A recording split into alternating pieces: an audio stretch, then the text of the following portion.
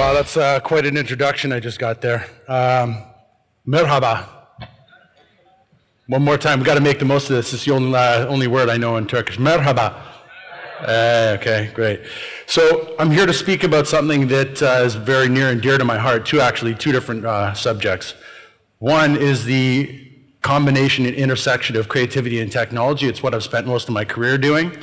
And then the other thing is purpose. And I think a lot of times right now, purpose has gotten a bad rap. It's one of those buzzwords that's working in the industry right now. It's not exactly what we think it means, and I'm here to talk about that. I'm going to show a little bit of work as well. So, a little bit about myself. You just heard a little bit, well, probably too much about the history of me just then. But I've made my journey. I'm Canadian originally, and I started my career in Toronto. I worked at McLaren McCann.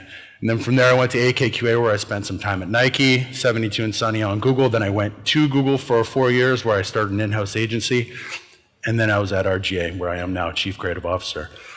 And I talked about the intersection of creativity and technology and the power of what that can create. We'll walk through some work after that. But the thing that struck me again and again is purpose is incredibly important.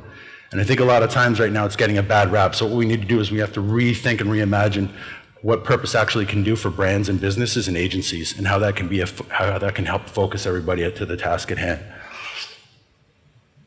So at RGA, our mission is this. The mission is the what, purpose is the why. The mission at RGA is together, and together is an important thing. I'll talk about that in a minute, why that's important. We create ideas that drive innovation, inspire progress, and improve people's lives. That last part's really important too, improve people's lives. Why do we do what we do? Our purpose is to create a more human future. And that dictates and determines every single thing that we do. It's the type of people that want to come at RGA. It's the type of clients that we work with. It's the type of work we want to be doing. It dictates and drives everything that we do. And we have that up on the wall at work so people understand when they come through the door what they're doing and why they're doing it every single day. It allows people to take their passions and put it into the work, which makes the work so much better. And that's really, really important. That's important not only for agencies, but for business and for brands. Everybody should be clear on the focus of what the purpose for the brand is. Now, we talk about creativity at RGA and everywhere now. The things that we make, and the world's moving so fast. Innovation happens. We're creating new things every single day. Creativity is a team sport. No longer is it in advertising where you have the copywriter and the art director huddled in the corner making the thing by themselves. That's not how it works anymore. The things we make are incredibly different all the time. It takes a diverse group of people. And my job is to ensure that we get all these different disciplines and diversities and specialties that can all come together at speed to create things the world's never seen before. I need to create a space where that can happen really easily and quickly. So when we think about that, what do we mean at RGA? We've got everything from creative writers to data visualizers. We've got developers, digital producers, data scientists and analysts. We've got strategists, journalists, QA testers. They all come together in service of doing great work. There's that shared vision. You have to have that focus and that clarity. It's incredibly important. Because the lines are blurred, you have to have the shared nomenclature and understanding, and that leads to ultimate collaboration, which allows us to do work that the world's never seen before, and that's really, really important. So, great teams inherently, one of the things, if you look back at any great team, there is a shared goal. They understand what they're doing and why they're doing it. And that's important for brands and businesses and agencies. They have a purpose. That purpose allows everybody to understand why they're doing what they're doing and how they go about it day to day. So I've got a film I'm going to play right now, and then we'll talk a little bit more after. Hold on to your hats. This is a good one.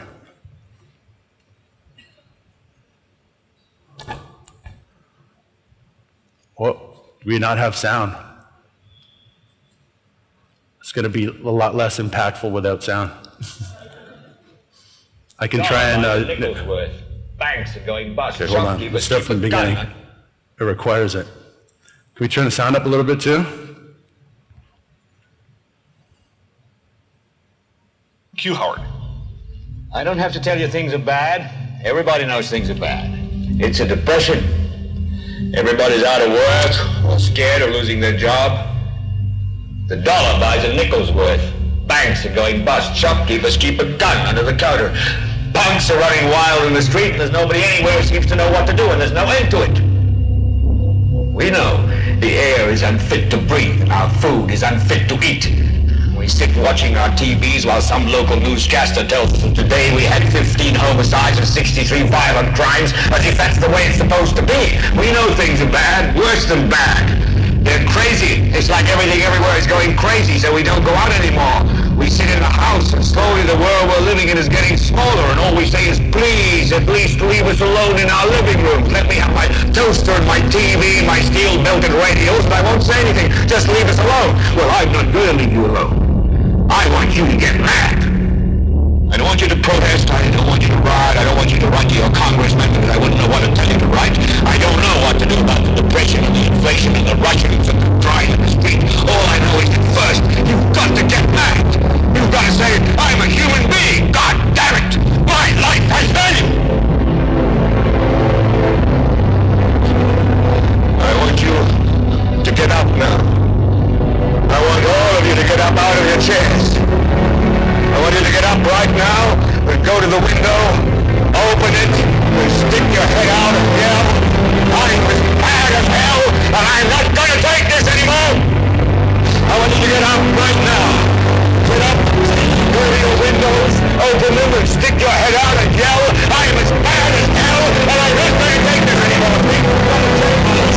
You've got to get mad. You said it. I know it goes to the window now. I'm not going to take this anymore. We'll figure out what to do about the depression and the inflation and the oil prices. Get up out of your chair. Open the window. Get your head out of the world. I'm as bad as hell. I'm not going to take this anymore. Okay, chill out. It's pretty heavy, right? There's an aspect of purpose that has to do with that. We should all feel like we need to do more in the world to make the world a better place, but that's not just, purpose doesn't begin and end there. Purpose has a much deeper meaning, a much deeper purpose behind purpose, if you will. So, one of the things that I think is a misrepresentation is purpose right now is thought to be just around sustainability or making the world a better place. I personally believe that we need to be doing that as brand businesses, as agencies, as creators. We all have an opportunity to make the world a better place. We drive culture. People in this room, we drive culture. So we have a role to play in that. But when you get purpose right, it can do that, but it can also drive profits. Purpose and profits can coexist. They do coexist.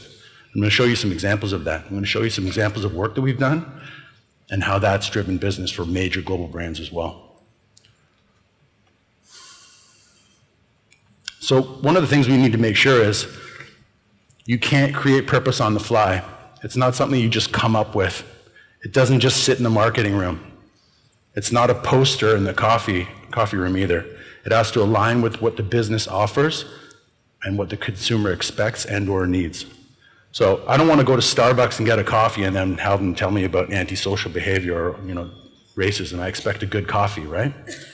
But I do expect their supply chain to be good. I expect them to reduce reusables and not using single-use plastics. I expect them to be a good corporate citizen for the world. There's a time and a place and a way to play. And there's several brands that have done a great job with that. And when you do get it right, it can be incredibly powerful. So I've got some examples I'm going to walk through. We all know this brand, right? One of the best brands. They've been doing this for 30 years. It's not like they just, they were in business for 30 and 25. They didn't do it in the last 5 years. They've caught on. This is inherently part of every single thing they do. It's how they talk. It's how they behave. It's what they do when the world isn't looking. And it's been really, really successful for them as a brand. They drive culture. And in driving culture, they've built a global business that acts and lives and breathes the same way every single time. So this is their mission. Now sometimes mission and purpose can coexist. They're almost one and the same. This is true for, I think, Patagonia in a lot of ways. Build the best product, cause no unnecessary harm. Use business to inspire and implement solutions to the environmental crisis. They don't want to just leave the world in the same place in which they found it. They want to make it better. So everything drives towards that. They got $10 million from Donald Trump, right? What did they do with it? They didn't pocket it. They took it and they reinvested. They put it back into environmental change and gave it back to a charity. It's little things like that that got them a ton of press, a ton of earned media. It showcased who they are as a brand and what they stand for. That's their why. This is another example. This is called Warnware. And instead of driving sales again and again and trying to sell more and more, they said, no, if you've got our products, we'll fix them for you. Because we don't want stuff going into landfills. We want to make sure that you're wearing our products as long as possible. We've got a program. If your jersey or your jacket breaks, you can go to them. They'll fix it for you for free. What a great brand. I want to be part of that brand. I want to buy products from them. This is inherently working for them, and it's working for many, many more brands. Everybody knows this example. Nike's been doing this for years. People know who this is, right? This swept across the entire globe. Colin Kaepernick. He took a knee during the NFL to take a stand against racism against blacks in America. This was a tough decision, and I don't know whether they used data to determine whether they were going to do this or not. But believe in something, even if it means sacrificing everything. Nike and Colin Kaepernick were in this together. And Nike sacrificed something, but it turned out to be incredibly beneficial to them as a brand. They took this message to the world for the 30th anniversary of Just Do It, and this is arguably one of their boldest moves ever, and they've had lots of them. Nike's share price hit an all-time high mid-September right after this campaign came out. And a lot of people thought, oh my God, is this going to destroy the brand? It didn't. They took a stand on what they believe in. This is part of their purpose. Online sales were up 31%. So the reality is, with the ubiquity of the web, the internet, consumers are more and more, as you would say, woke. They are looking to understand what brands they're working with, what they're purchasing, what your supply chain looks like. This is not going away. Today, your behavior is your advertising. It's not just what you talk about. It's not the ads that you put out there. It's what are you doing when people aren't looking. Bad behavior is going to get noticed. So you have to be careful about how you're acting as a brand in a business now. People know who this guy is? Martin Shkreli. They call him Farmer Bro. He took a drug that was priced at $13.50 per unit. It was the only brand that you could buy. He turned the price into $750 a unit. The world went crazy for obvious reasons.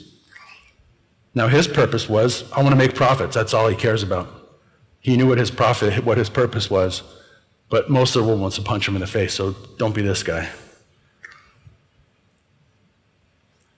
The reality is this, and this isn't going away, this is going to continue. 64% of people around the world are belief-driven buyers. We know who this is, right? Greta Thunberg. New generation. This new generation, they're fighting for what they believe in, and they're not going away. There's another speaker before that talked about Generation Y. They are purpose-driven. They are asking the questions why. They want to know. It's not just about buying things. It's about experience. It's about going deeper. It's not materialism. We have to change the way we're thinking about things in the world. She's a force to be reckoned with. Look, I don't want to go up against her, do you? So the reality is, we're in the midst right now of one of the biggest wealth transfers in history. They're calling it the Great Wealth Transfer. From baby boomers, they're expected to transfer $30 trillion to younger generations in the next few years. They care a lot more than the 60 or 70-year-olds that are going to leave the planet. These are 20 and 30-year-olds who are going to inherit the planet that we've created. So this is real. But the reality is that brands need to understand who they are and what they do. You can't, like I said, you can't just make this up on the fly. You have to understand who you are as a brand and as a business and what is authentic to you. You need to stand for something that's right for you. Overreaching can lead to stuff like this. People know what this is? Pepsi commercial? This is one of the most disastrous campaigns in history. It created a lot of backlash. Essentially, this is Kylie Jenner. And this is, this created a moment where people thought, oh my God, the brand is completely tone deaf. This is what happens when you don't have a purpose that's on the wall that everybody goes, it's that thing. That's what we're doing. This is why we're doing this. So Pepsi had no right to make racial commentary. It had no history here. That was in bad faith. Don't do it. Understand who you are. It can really damage your brand. Jumping on unrelated social cause, it's inauthentic, it's irrelevant, it's confusing. Know who you are and what you stand for, and take the time to get it right. But when you do take the time to get it right, it creates real clarity. It allows brands, businesses, the people who walk through the front door every day to understand what you're doing and why you're doing it. It creates this energy. People want to solve problems that are meaningful to them. And I think we all collectively, we want to make the world a better place. We want to sell things. That's what we're doing. Don't get me wrong. We are trying to sell products and services. That's what we get paid for. There's a way to do it that can move everybody forward in the right way. That last word, innovation, is important too.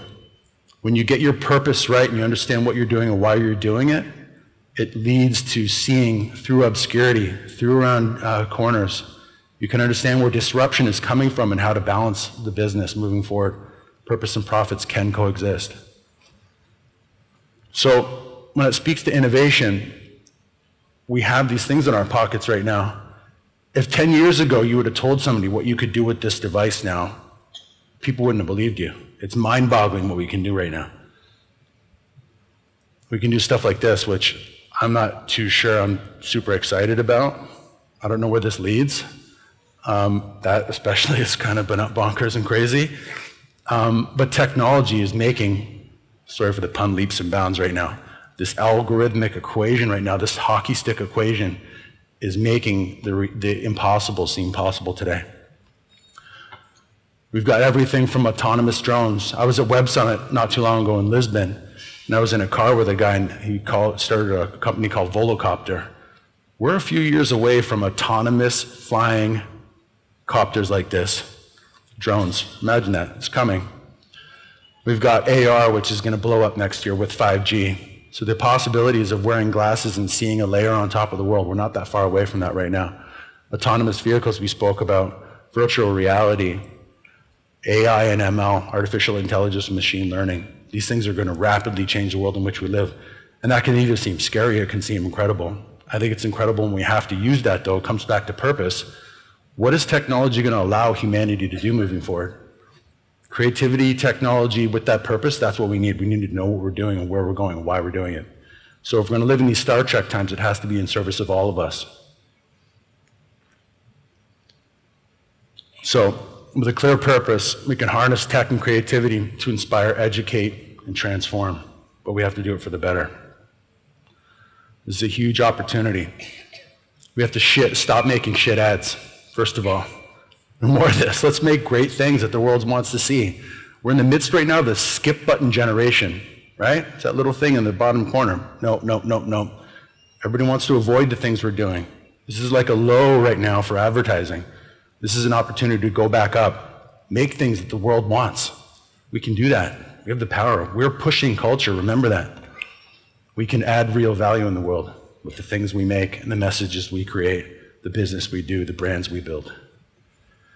So I personally, I love this as a forcing mechanism. We are getting forced right now into this new territory where, good isn't good enough. We have to be great. We have to be great with the brands we create, the experiences we create, the content. Like I said, the skip button generation is not going away. Generation Y is asking questions. Don't take that for granted. Take that as an opportunity. Because when you do, it feels like this. So a few rules and lessons, then we're going to get into some work. Start with people. It always comes back to that. Who are you talking to? Get outside of your bubble. Istanbul, a beautiful city. Look at it, sun shining outside.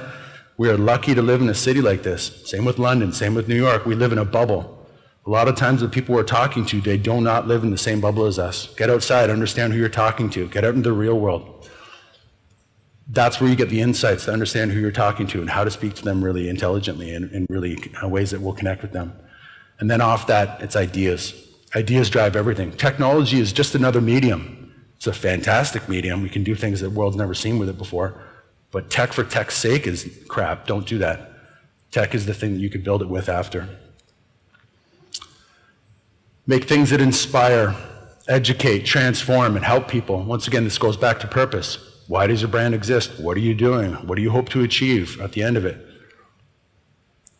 Create things the world wants and needs. This is the hope, right? Advertising can become a more humane, safe, and rewarding place for all. It's not only going to do these things, but with this is the economic opportunity that comes with it. This is where I hope we end up getting to. We're getting there. So, I'll show a little bit of work and stop talking. So, like I said, I spent 2.5 years at 72andSunny and then 4 years at Google. This is their mission, to organize the world's information, make it universally accessible and useful. They do this. Their purpose is to allow this access for everyone, for the world, to level the playing field for everyone, so everybody's got access to the same things. I've got a film here that I'm going to play that will talk about how we look at how Google looks at the world. Help! I need somebody help, not just anybody help. You know I need someone help. When I was young, was so much younger than today. I never needed anybody's help in any way. But now these days are gone, I got some self-assured. Now I finally changed my mind, I've opened up the doors.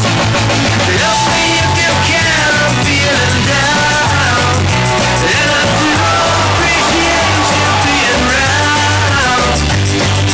Help me get my feet back on the ground. Won't you please, please help me? When I was young, so much younger than today, I never needed anybody's help in any way. Help me if you can, I'm feeling down. And I do appreciate you being around. Help me get my feet back on the ground. Won't you please, please help me, help me, help me. So you can see from that's purpose right there being brought to life through the lens of products, right? Every little thing that you need to get you back to the things that are important in your life. Technology should be not an inhibitor, it should advance you forward, it should get you back to the things that matter. We would say live a heads-up life. A lot of people live their lives like this right now, right? Walking around like this. That's not a life that we want to live. We want to get back to the things that are important, loved ones, experiences, going to the park, all those things that we love. We want to be more helpful every single day. So one of the projects that I was lucky enough to work on while I was at Google is this, and for a while, Google wasn't showing up. They've got 7 billion user products. Think about that. 7 billion monthly active products. Search and maps are one of them. So in times of man-made or natural disasters, what ends up happening is people turn inherently to Google to understand what's going on in the world. When they do that, Google wasn't showing up. So what we did was we looked at search and maps and to understand how can we help people in their greatest time of need? How can we help them when they need us the most? So right now there's a volcano in New Zealand. Massive forest fires are ravaging areas around Sydney. How can we ensure that people know what to do, where to go? So we created Google Crisis SOS. It's a new set of features in Google Search and Maps that activates during natural, man-made, or humanitarian disasters to help people get to safety, let their loved ones know what's going on, read the news, get everything you need. So, helping those affected by crisis through our products, our people, and our partners. Once again, purpose being relived through the brand. In the last decade, more than 2.6 billion people have been affected by natural disasters such as earthquakes and floods. We want to ensure that we create the most relevant, credible, actionable information during a crisis so people can get out and be safe. So I talked about this is Friday, December the 6th, right here. Now, if you were in Sydney and you go to Maps or Search right now, all the information you need in order to understand where to go, what's happening, contact loved ones, all shows up right there within the app now. So I got a film to play. Oh, wait. There we go. Yeah, buddy, you all right?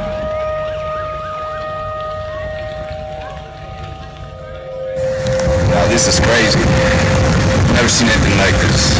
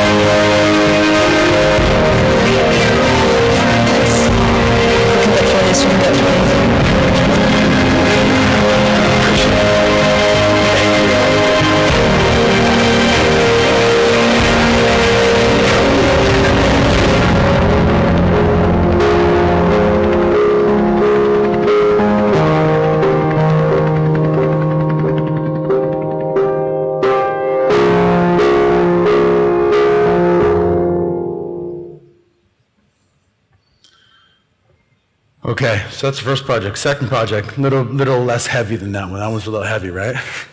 I promise it'll get more upbeat here. So this is a group. How many people have heard of Google Arts and Culture? Not enough. So we need to do more work there. Google Arts and Culture is a fantastic organization. They essentially work with the largest amount of partners globally, whether it's arts, performance, museums, etc. One of the problems that they'd run into was a lot of people, whether they're in urban city settings or outside of urban centers, a lot of people don't have access to the performing arts. So a lot of us will never get a chance to go and see an 80-piece orchestra or go and see the theater. It's simply because you don't understand, or you think that it's not right for you, or you don't have the money, or you feel like you don't have the right clothes for it, or there's not enough interest. It was a massive issue. So we created this project in collaboration with Google Arts and Culture called the Performing Arts, allowing people essentially to step on stage with the performing arts. So we spoke about this just now. How do we remedy this problem right now?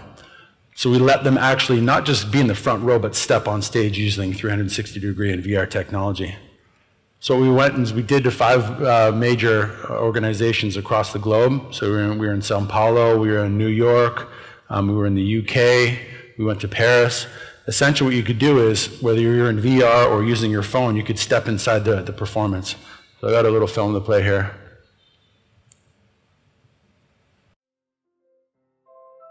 Many people never get a chance to experience a ballet up close or feel the power of an 80-piece orchestra. Until now. Welcome to the world of the performing arts. An immersive experience that allows everyone a chance to step on stage with the world's greatest performers in beautiful 360 degrees. Explore 5 iconic venues: Carnegie Hall, New York; Berliner Philharmonie, Berlin; Royal Shakespeare Company, Stratford; Teatro Municipal, Sao Paulo; and the Paris Opera. The site harnesses the individual strengths of desktop, tablet, and mobile, giving the audience total control of the performance like never before. Users feel like they are literally standing inside the performance by controlling multiple 360-degree cameras, with unparalleled access to each exclusive performance from angles never before seen by the public. After the curtain closes, users can explore behind the scenes with 360-degree panoramas, or go deeper into the world of the performing arts with Google Cultural Institute. Here they can continue to learn and explore famous venues from around the globe through rare archive photography, immersive street view-led tours, and stunning gigapixel photos. Feedback from key opinion formers, respected cultural publications, and news outlets around the world has been truly amazing. With over 500,000 visitors on launch day, 122 million media impressions, and featuring over 60 opera houses, philharmonic venues, and theatres from all over the world, we have reached a new global audience, providing access to the world of the performing arts for everyone. So the thing that I'm most proud about this is now being used in schools in New York's tri-state area as a way to kind of, this isn't supposed to, take over your experience of wanting to actually go and see an orchestra or go to the theater. It's a foot in the door to understand what that's like, giving people that experience. So I won't play this because we're running out of time. I'm already got a red digits running here. Let me move forward quickly. I'll jump into the next experience. So the last piece of work that I'm going to talk to is a piece of work that we did at RGA, working with David Beckham.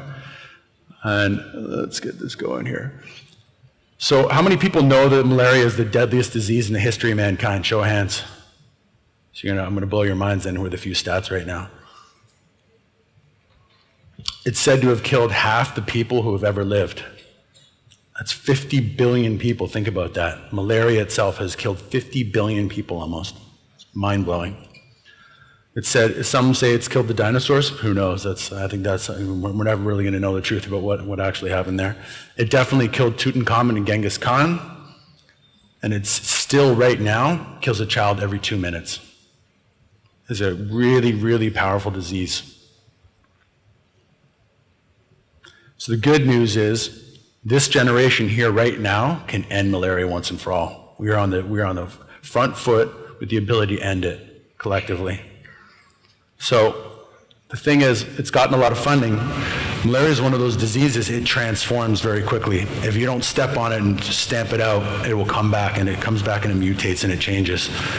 So what we did was created a campaign working with Melinda Gates and Bill Gates Foundation, and then David Beckham, Malaria Must Die So Millions Can Live. Essentially what we wanted to do is looking at culture and understanding what's going on right now.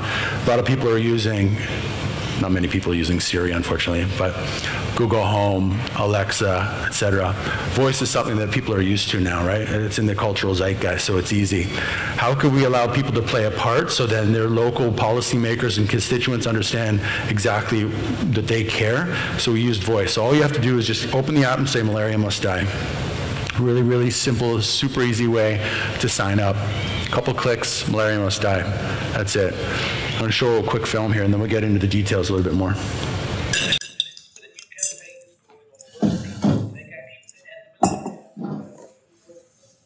Malaria isn't just any disease.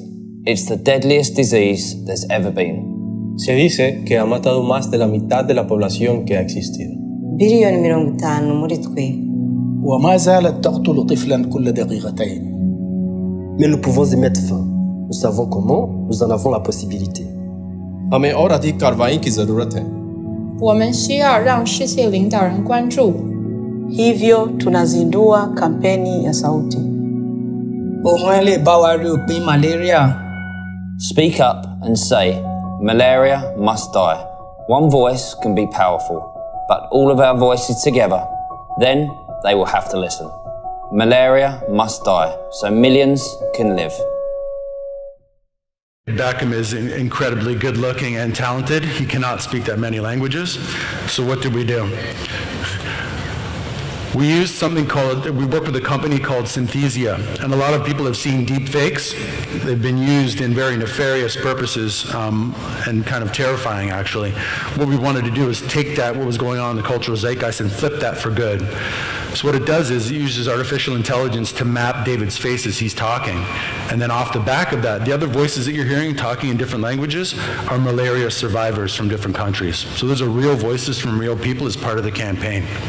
So while he's talking, it's his face, and he gave us, of course he gave us the permission to use that, but it's artificial intelligence being used. Now the coverage that this got was mind-blowing, actually. And this is the best thing for me. I don't really care about, winning awards, that's great, but what we want to do is affect real people in the real world. And when you get Sky, and you get NBC, and you get New York Times, and you get real coverage from real reporters and journalists who actually care about real things, that's what really matters. So the film was broadcast in 37 African countries during the African Cup of Nations for free. It's one of the great things when you work with a company like this or an organization like this. It raised $14 billion. This is the most ever raised by a multi-layer health organization. One of the things that we did, knowing that this summit was coming up, was we took the voices and then we had a hyper-targeted campaign to policymakers, global policymakers, to ensure that they understood that the people that they report to, aka their constituents, and the people who are voting for them, care about this just before they went to vote. That $14 billion results that will create and protect 350 million people from malaria and take us one step closer for this generation, ending malaria once and for all, the world's deadliest disease. So finally, 3 different ways to look at purpose. Just to recap, it can't be faked. Make sure you understand who you are. People will smell phony purpose from a mile away. Is it right for the brand? Is it right for the business? And really be honest with yourself. What are you really here to do? Make sure you get that and know that. You need to live it. You can't fake this. You have to live it. Put everything behind your purpose. It has to bake it into your business model. The rewards are infinite, but it's going to be hard. It's going to take effort, and it'll be worth it. It has to exist both inside and outside the organization. I think inside's probably more important at first. Get that right. Once you get that right, the outside world will pay attention. Maybe you could become the next Patagonia. Thank you.